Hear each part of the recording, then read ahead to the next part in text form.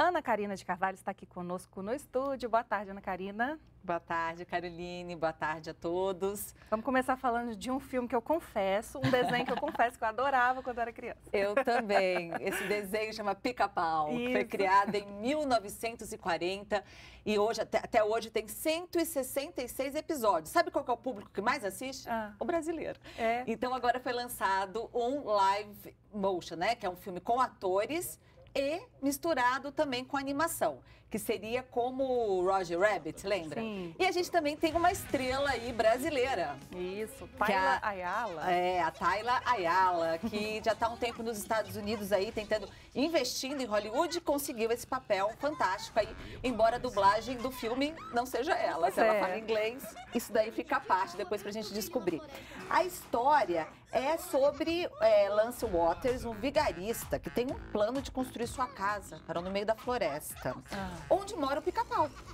Imagina que o Pica-Pau vai deixar, né? Ele vai defender com unhas e dentes ali, com o lugarzinho dele, o caso dela.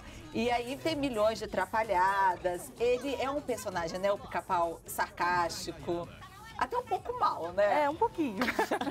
Eu lembro pequena que eu tinha medo do Pica-Pau. Ele não é muito bonzinho, não.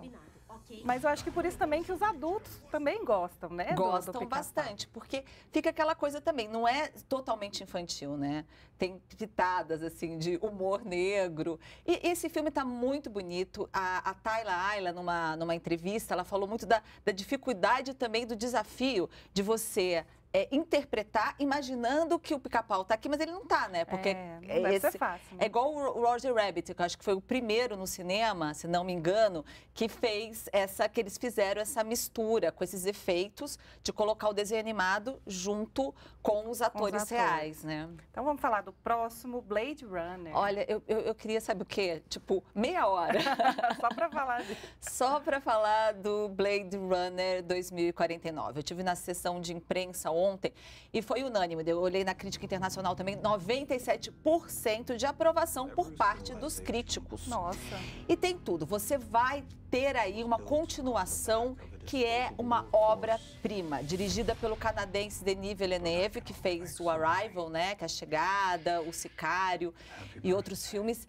Ele vai trazer de novo pra gente essa história de androides. Lembrando só o seguinte, que o primeiro traz o Harrison Ford como o Dick Deckard, que é humano ou não, isso daí é uma pergunta que fica.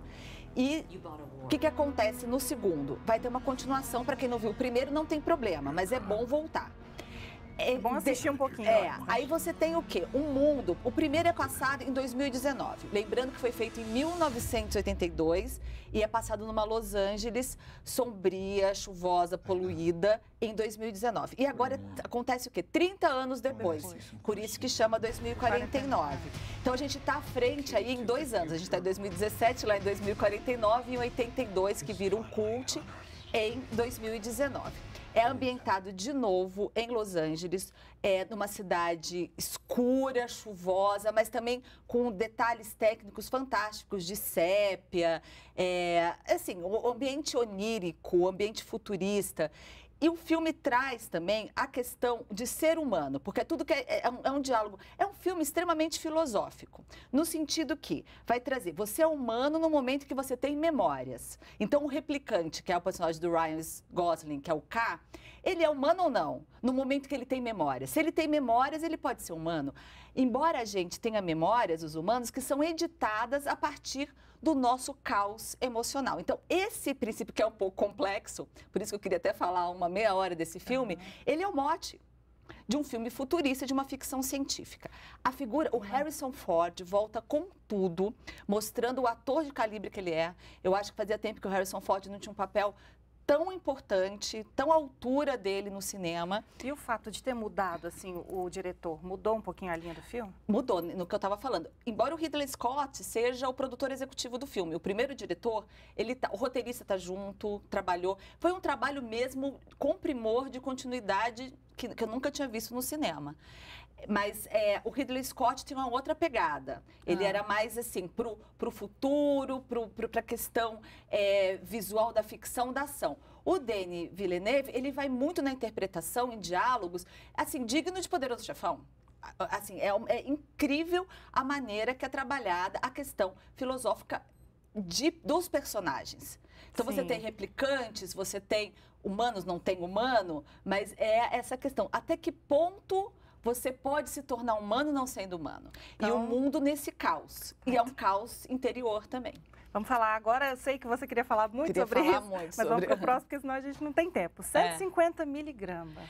O 150 miligramas é um filme importantíssimo, francês, baseado numa história real. Eu vou falar um pouco. O título do filme no Brasil, que é 150 miligramas, ele se refere à dosagem do remédio que se chama Blenflurex, que é o princípio ativo do remédio Mediator, que é foi um dos maiores escândalos sanitários na França.